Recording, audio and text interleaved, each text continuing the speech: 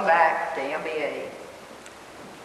On this reunion day, I speak not of cabbages and kings, but rather of memories and dreams, yours. First off, I'd like you to put on your thinking caps for a minute and think, why did you come to MBA?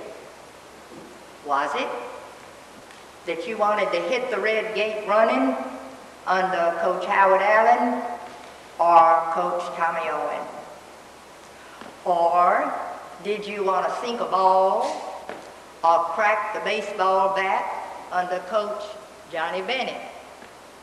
Or was it that your grandfather, father, or brother came to MBA? Or was it at that early point in your lives that you thought girls were subhuman and you wanted not a bit of it? You wanted to avoid them like poison. Or were you at the other end of the spectrum? Or did you think that the girl whom you most admired thought MBA boys were cute? That your parents enrolled you when you were born and you just sort of, what shall I say, floated in? That some of your friends were coming? That you considered yourself a good manipulator and you would try your luck?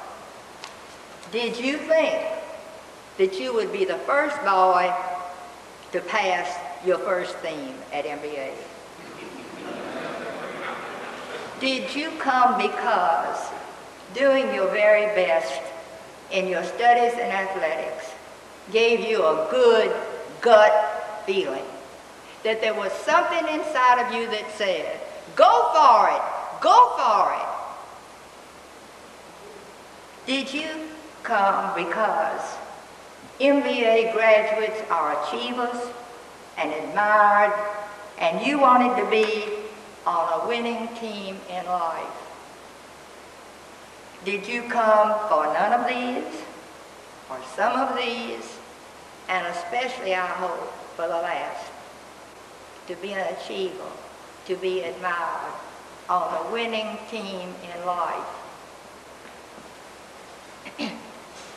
I think, alumni, that you will agree with me that man's innate desire to be an achiever, his innate desire to measure up to his best self, is a significant reality of life.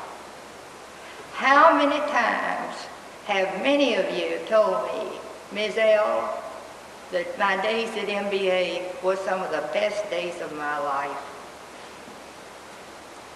You're having had worthwhile goals and great achievements, and memories of those are truly matters of the heart, and your feelings toward MBA are evidence of this affection. As I have been looking at the bells, in bell after the bell after the bell, and especially in the bell of 1957, I find there's something about the place we love. The scenes of the beautiful campus, memories of the people who guided us toward achievement, certain important traditions and activities, and especially you're setting examples of excellence for those who will follow you and are following you. These are recollections, I feel, of your experiences here on the Hill. You will recall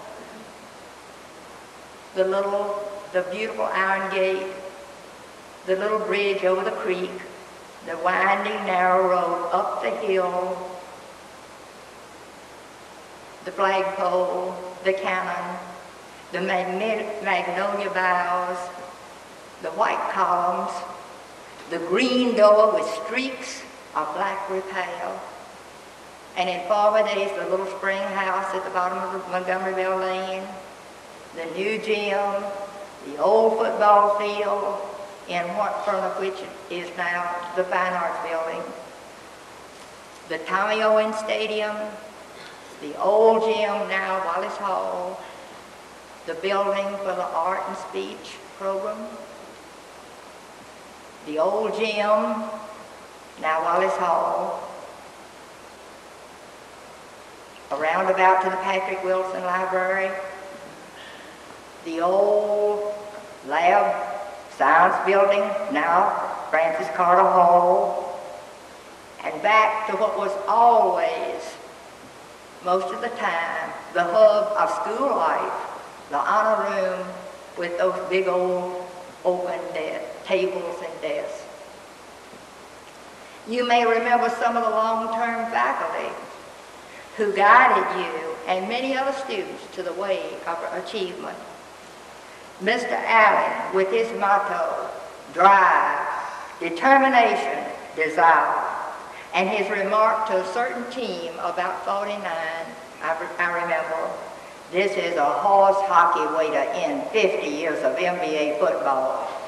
A one-liner that inspired the team to make a win over Isaac Litton. Dr. Sager, primo behind his back, famous for his contributions of good discipline, the honor system, and Totemoy.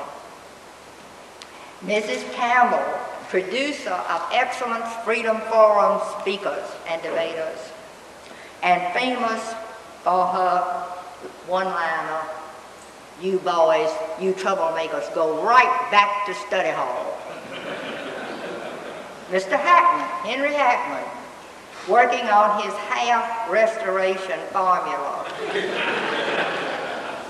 Mr. Rule, humming his country and western songs while teaching math and maintaining and building the tennis dynasty.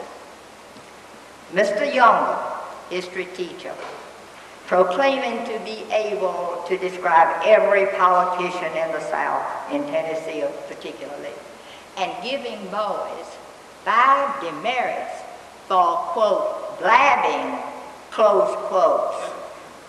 I'm not sure exactly what blabbing is, but I like it. Thought that's a good word. Mr. Carter, wanting each student to reach his maximum potential as a gentleman, scholar, athlete, and enjoying exalting school spirit in the old study hall with his famous, give me an M, give me a B, give me an A, and what do we got? MBA. How he did enjoy it. Mr. Owen, having his teams write down on their playbooks, all things are possible to him who believes. And emphasizing champions, run, hustle, train, and win. Tommy Owen. Mr. Drake, Mike Drake, fine history teacher, interim headmaster, inspiring confidence and cooperation among students and faculty. And Jolly Reindeer, you remember, handing out gifts just before Christmas break vacation at assembly. Mrs. Bowen, possessing the skill, an unusual one, to make diagramming meaningful and fun, known for her realistic grading of themes. Very realistic, something like, well, shall I say 23 on the first theme. That really opened a spark.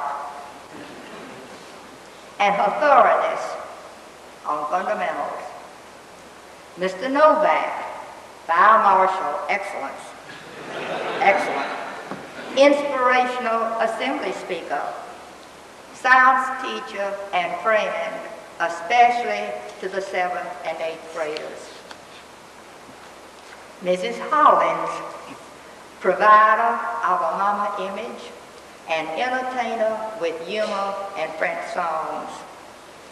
Mr. Lee Merriweather, chemistry teacher, forthrightly, adamantly expressing his views on any subject at hand, developer of the photography club. Mr. Poston, providing more drilling on grammar and fundamentals, supervising the NBA players for their excellent performances of things like Antigone and Our Town, and continuing the tennis dynasty. Mrs. LaQuile, enthusiastically filling her labs with a variety of materials and tools for art forms and arousing student interest in art. Mr. Lanier and Mr. Gaither, enabling students to acquire a firm foundation in Latin and math, along with skills in athletics, especially soccer and wrestling. Mrs. Ann Orth, challenging her English students to write their versions of the medieval romances. Dr. Gaffney, scholar of many languages. Mrs. Shell, developing her students' ability to write a 5-paragraph theme, and known for her splendid work on mythology, fundamentals, and poetry. Mr. Bennett, solving geometry problems, coaching some fine baseball and basketball teams. Mr. Caldwell, Mr. Compton, master teachers of calculus AP, and coaches in golf and track. Mrs. Simmons, respected supervisor of quiet and order in the library and thwarting the activities of certain pranksters. Mr. Von Durant, reputedly carrying a pair of scissors in his pocket in case he ran into boys whose hair was too long. Devoting much attention to a major campaign drive, and also establishing a cum laude chapter at Montgomery Academy. Dr. Crowell, master in physics, famous for the memorable senior proms. Dr. Pascoe, believing that each student should have experience in one of the art forms, and being very successful in urging the Board of Trustees to build this fine arts building. And now, some more. How fortunate MBA has been to have such a faculty, long-term faculty, something like 18 years or more, in such a variety of topics. I'd like you to remember Mrs. Pat, now Mrs. Lyles, and Mrs. Garrett, the highly valued, loyal, and efficient secretaries. And finally, Lucian Williams, Mr. Carter's right-hand man, a very devoted, industrious custodian. What are some other ties that bind certain traditions? On the more serious side, I would mention the signing of the register, the excellent productions of the NBA players, the choral groups, the art exhibits, maintaining the honor system, Tartamoy tappings, clinic bowl games, championships. On a less formal level, you will recall the soreness and the sweat of fall football practices, especially on Saturday morning. Snowball fights, the Hillsborough game, 66-6. The crack of the baseball bat, exciting tennis games, the pylons, and the senior slides when I would look in my grade book and see that 90 had suddenly become 75, and 75 was, well, somewhere down the line. Senior slides after spring vacation. This morning, MBA alums, I salute you for your achievements in standing tall on the Hill and in the community now at large. I believe that your participation in the various elements or areas of human development have added an enormous interest and value to your lives. By showing the best that is in you, you inspire others to fulfill worthwhile goals. It is said that a rising tide floats all boats. As I look at you, I see you as the rising tide. I will apply Woodrow Wilson's words to you. I exhort you to remember that you are here to enable the world to live more amply with a new sense, a vigorous sense of hope and achievement. You are here to enrich the world. Remember also a few passages from senior English. With Conrad, I would say, you are proud swimmers striking out for a variety of destinies. With Fitzgerald, I would say, run faster, faster, and stretch out your arms farther and farther, and some fine morning. And with William Faulkner, I will conclude. You will not only survive, you will prevail.